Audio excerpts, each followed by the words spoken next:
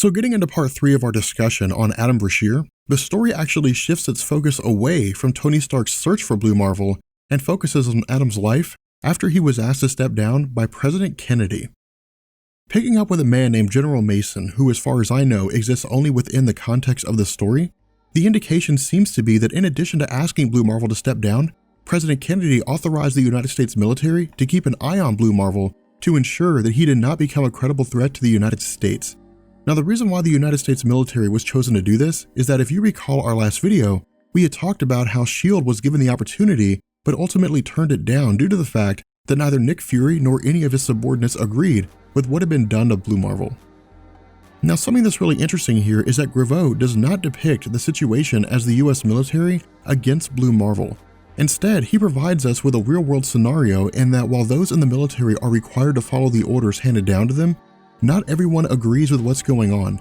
As some of the soldiers state, if the government is concerned about Blue Marvel, it would make more sense and be more appropriate to simply ask him to work for the government, especially considering the fact that he's done so much to protect the world. Bringing in a woman named Marlene Frazier, at the time of her first meeting with military intelligence, she's established as being relatively neutral with regards to Blue Marvel himself. Now, this is something done intentionally by Kevin Graveau, and we'll actually find out why later in this series. But the superior of Marlene is against the idea of sending her on her mission. Now, in terms of his depiction, Graveau actually leaves it to us to decide if this man is racist or not, and that he states that the culture of African Americans is different from that of whites. While this is a true statement, the context of the situation is ambiguous in that this man is not talking among his friends, and nothing he's saying is explicitly racist in and of itself. But the result of the meeting is that Marlene is being tasked with engaging in a relationship with Blue Marvel for the purpose of monitoring him. Now at this point, we jump to the current day with Marlene's entire story being provided to Blue Marvel firsthand. Now the reaction of Blue Marvel during the conversation is exactly what we would expect, in that he's basically learning that the entire marriage between himself and Marlene was rooted in deception. From the perspective of Adam, he was more like a personal project for Marlene rather than an actual love interest, something that's compounded on when she reveals that she had spent all of her time reading up on everything about Adam prior to meeting him for the first time.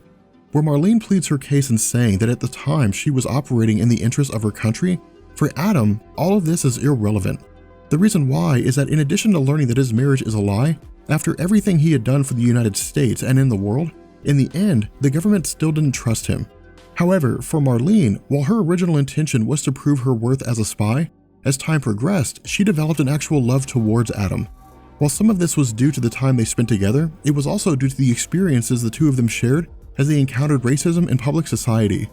And so what Graveau is basically doing here is using the character of Marlene to reflect the part of society who were race isolated from such intense racism and had no idea of how rooted it was in the rest of the United States. Because Adam consistently took the high road despite the fact that he could have obliterated any of the racist individuals he had encountered, Marlene's affections grew in that to her eyes, Adam was everything a man should be, in that he was honorable, intelligent, and compassionate. And so as time passed, contact was eventually severed between herself and her superior, allowing her to give herself completely to Adam and cast aside her mission. But for Adam, all of the information revealed here is more than he can bear, in that the personal struggles he endured required that he walk away from being a hero for Earth, but that despite it all, the one person that he could rely on was his wife. But after the revelation of her role in his life, despite the affection she claimed to have developed over the years, in the end, Adam feels as isolated and alone as he did when he left the White House after being asked to step down. And so faced with the facts, Adam makes a decision to leave his wife due to her deception. And so picking up on the blue area of the moon, the story shifts its focus to the relationship between Blue Marvel and the Watcher. Now for me, this is probably one of the best moments of the story in that this discussion allows for an outpouring of Blue Marvel himself. With the Watcher arriving, his experiences monitoring the multiverse and all occupants within have provided him with valuable insight into the nature of people. As such, his argument here is that Marlene is only human and makes mistakes just like everyone else. Furthermore, Blue Marvel is talking out of anger here in that to him, he confided everything in Marlene. But because the Watcher sees and knows all, Blue Marvel's claim has a fault.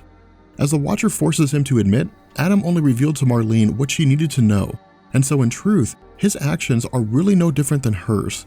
And so following this, between their discussion, the problem Blue Marvel faces is that on one hand, he has to deal with the fact that he has to return to his position as a hero in order to safeguard against the Anti-Man.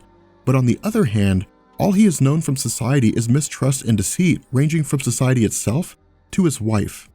And so transitioning to the SHIELD helicarrier above New York, the conversation between Reed Richards and Tony Stark reveals that the Anti-Man has returned. Furthermore, the atmosphere is beginning to grow with antimatter energy, meaning that Anti-Man is growing stronger by feeding on its power. And so as the story begins to come to a close, Tony Stark is greeted by the arrival of Adam Brashear, who sought out Tony Stark in order to see if there's a way for him to help bring an end to the actions of Anti-Man. With that being said, we're going to bring this video to an end, and I will catch you guys later. Peace.